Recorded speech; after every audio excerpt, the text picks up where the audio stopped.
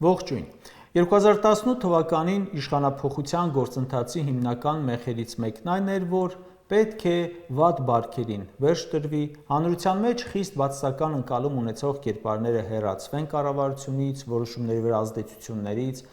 նման պահանջել կար, խոստում էլ կար։ Բայց այսօր Նիկոլ Փաշինյանը իր հակապետական քաղաքականությունը, հակաժողովրդական քաղաքականությունը հենց նրանց օգնությամբ է անում։ Պայքարում էր օլիգարխիայի դեմ, օրինակ, բայց վերջին 30 տարվա մեջ հենց բառի իրական իմաստով օլիգարխ մեր հանրապետությունում կա հենց իր օրոք։ Նիկոլի խմբակցության падգամավոր ունենք, որը տիրապետում է ֆինանսական ու քաղաքական խոշոր ռեսուրսի, պետության մեջ որոշումների կայացման մեջ ազդեցություն է ունենում։ Այդ падգամավորի աշխատողներից մեկը Ազգային ժողովի նախագահ է, մեկը Հայաստանի Հանրապետության նախագահ։ Նիկոլ Փաշինյանը պայքարում էր 50-50 փայ մտնելու դեմ, ամենաշատը սրանից են խոսել։ Հեղափոխության ամենամեծ ակնկալիքներից մեկը հենց այս թեմայով էր։ Վիվասելից տոկոսների վերցնումը, Զանգեզուրի պղնձամոլիբդենայինից Լիդիան Արմենիա ընկերությունից տոկոսների վերցնումը, ինչ է, եթե ոչ փայ մտնել, իսկ հեցի պարագայում ավելի խորացան 50-50-ի փոխարեն դարձնելով 100-ից 100։ Նիկոլ Փաշինյանը իբր պայքարում էր քրեական բարքերի դեմ, բայց այսօր քրեական բարքերն են գերիշխում եւ որոնց օգնությանը հաճախ է դիմում նույն ՔՊ-ն տարբեր հարցեր լուծելիս։ Մականունավոր պաշտոնյաներից էին խոսում, հիմա իրենց պաշտոնյաների մականուններն ավելի շատ են ու հաճախ ավելի ամոթալի, քան առաջ էր։ Անուններ չտանք։ Այսինքն, ինչի դեմ պայքարում էր, հիմա դրանց է ապավինում, ում դեմ պայքարում էր, հիմա իր շրջապատն են։ Նիկոլ Փաշինյանն այսօր իր ծրագրերն իրականացնում է այնպիսի կերպարների օգնությամբ, որոնց պատճառով մեր երկրում տեղի ունեցել հեղափոխություն, ու իր ձախողման մասին է հենց վկայում դա, որ ինքը նման կերպարների կարիք ունի իր իշխանությունը պահելու համար։ Օրինակներ ինչքան ուզեք կարող եմ թվել, բայց բավարարվեմ օրինակ Կճոյանով, եթե նախկինում ուզում էին եկեղեցուն քննադատել, այդ մարդուն էին օրինակ բերում։ Նիկոլը մինչև 3 ազգային ժողովի ամբիոնից հիշում էր այդ հոգևորականի Բենթլին, բայց այսօր նրա օգնությամբ ուզում է մաքրել իր հաշիվները եկեղեցու հետ։ Նախորդ թողարկմանն էլ եմ ասել, Նիկոլ Փաշինյանը եկեղեցու նկատմամբ հարձակում է գործում միայն ել ավելի պառակտելու համար, մարդկանց եկեղեցու դեմ տրամադրելու համար։ Սա այն վտանգավոր ողբերգական քաղաքականության մասն է, որի համար կարծում եմ նա եկել է իշխանության։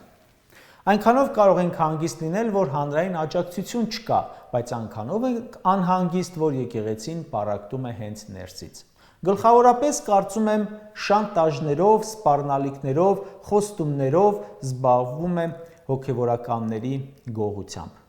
Հաճախ ենք ասում, չէ՞ որ այսքան ժամանակ չգիտեինք, թե ինչքան կամազուրկ թույլ գեներալներ ունենք, ինչքան մարդատյաց ոստիկաններ ունենք, ինչքան ապօրինի որոշում կայացնող դատավորներ ունենք։ Նույնը հոգևորականների պարագայում է։ 60 բարձրաստիճան հոգևորականներից 10-ին հասել է Նիկոլի ավերիչ ձեռքը։ Այն հոգևորականները, որոնք Փաշինյանի հետ հանդիպման են գնացել, հակասահմանադրական գործընթացի մեջ են։ Եթե անգամ շանտաժով են Նիկոլի հետ հանդիպել, մեկ է, դատապարտելի է այդ մասնակցությունը, որովհետև երբ արդարացնում ես հոգևորականի քայլը ասելով դե շանտաժով է արել, վախեցել է, եթե պարզվի, որ շանտաժով է Նիկոլը Ադրբեջանի պահանջները կատարում, վաղն էլ պետք է նաև դա արդարացնես։ Իսկ դավաճանությունը չունի արդարացում, անկախ նրանից շանտաժով է արվել, թե ոչ։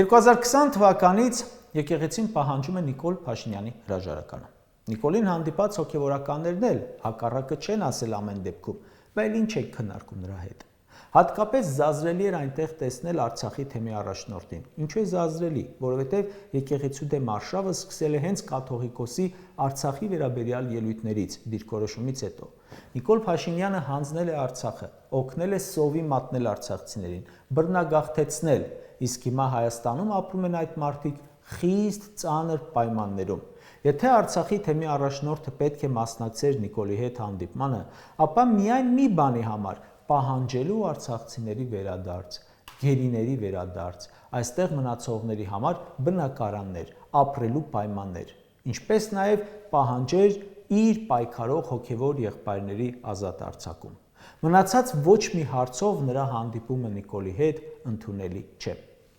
Ասում է, ես Նիկոլին հանդիպել եմ որպես Մայրաթոռի եպիսկոպոսած անձնախմբի անդամ, դա առնչություն չի կարող ունենալ Արցախի հիմնախնդրի հետ, լոլոներ, վաղն էլ կարող ես ասել, ես Նիկոլի հետ գնացել եմ խաշ ուտելու,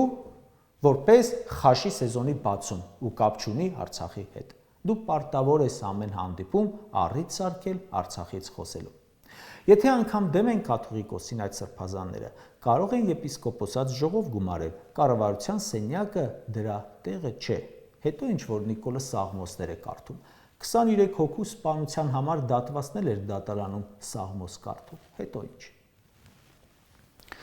Կիրակի Փաշինյանը պատարագ էր մասնակցում, պատարագ էր հրավիրել Սուրբ Սարգիս եկեղեցում։ 1 միլիոնից ավելի բնակչություն ունեցող քաղաքում մասնակցում էր մի քանի 100 մարդ, որոնք հիմնականում Նիկոլի պատարագների շրջիկ խումբն էր, նախարարներ, падգամավորներ, աջակիցներ, որ այս վերջերս են հավատացյալ դարձել, օհանավանքի, արշավանքի օրերից։ Նիկոլի ռեսուրսը այդ մի քանի 100 մարդն է։ Եթե ունենար փողոց, այդպես կլուծեր իր հարցերը։ Չուներ, դիմեց ներսից պառակտմանը։ Ինչի համար է Նիկոլ Փաշինյանն անում այս ամենը։ Կրկնում եմ, ինչպես նախորդ անգամ, ամեն բան, որ անում է նայեք, թե ում է ձեռնտու։ Սա չի կարող ձեռնտու լինել հայ ժողովրդին։ Եկեղեցականների անձնական կյանք մտնելը, կուսակրոնության ենթադրյալ խախտումների վերաբերյալ այս խոսակցությունները, եկեղեցու պառակտումը չի կարող բխել մեր երկրի շահերից, ոչ էլ դրանով մեր խնդիրներն են լուծվելու։ Ընդհակառակը դա փորձանք է մեր երկրի համար։ Իսկ ով է Նիկոլի ու ՔՊ-ի վրա պահանջ դրել եկեղեցին քանդելու։ Մենք հստակ գիտենք, չէ՞ որ սահմանադրության փոփոխման հարցը դրել է ադրբեջանական կողմը։ Սրանք էլ չեն թաքցնում։ Բայց նաև կաթողիկոսի դեմ արշավանքն է, չէ, ադրբեջանական կողմի պահանջից։ Դրանից հետո եղավ։ Իսկ Հայաստանի իշխանությունը ինչու է կատարում Ադրբեջանի պահանջները, որովհետև շանտաժի տակ է, որովհետև գործակալ է, որովհետև կախում ունի, որովհետև ինքն էլ նրանց օգնության կարիք ունի վաղը վերընտրվելու համար։ Վարկածները շատ են, բայց ոչ մեկ էլ մեր երկրի շահերից չի բխում։ Այս գործընթացը ինքը եւ ընդհանրապես Նիկոլի կառավարումը եւ ոչ մի կետում հայ ժողովրդի մեր պետության շահերից չի բխել։ Կարճ ասած, այս օրերին, երբ մենք զբաղված էինք եկեղեցու դեմ այս գործընթացներով ու դրանց հետևելով 3 իրադարձություն տեղի ունեցավ։ Ադրբեջանում հանդիպել են Հայաստանի ու Ադրբեջանի սահմանազատման հանձնաժողովները։ Հայ-թուրքական սահմանին հանդիպել են բանագնացները։ Այսօր դեկտեմբերի 1-ին էլ հայտարարվեց ԵԱՀԿ Մինսկի խմբի լուծարման մասին։ 3 գործընթացներից էլ շահում է միայն մեր թշնամի կողմը։ Մինսկի խմբի լուծարումը Ադրբեջանն էր պահանջում Ղարաբաղյան հարցը վերջնականապես թաղելու համար, հայ-ադրբեջանական սահմանազատումից մինչ այսօր տուժել է միայն Հայաստանը, Ադրբեջանը տարածքներ ձեռք բերել, իսկ մենք կորցրել ենք այդ տարածքները, իսկ հայ-թուրքական գործընթացներում մեզ համար խնդիրները շատ ավելի շատ են։ Եվ ուրեմն դարձյալ նույն հարցը, հանուն ինչի է Նիկոլի ու ՔՊ-ի այս թրքասիրությունը։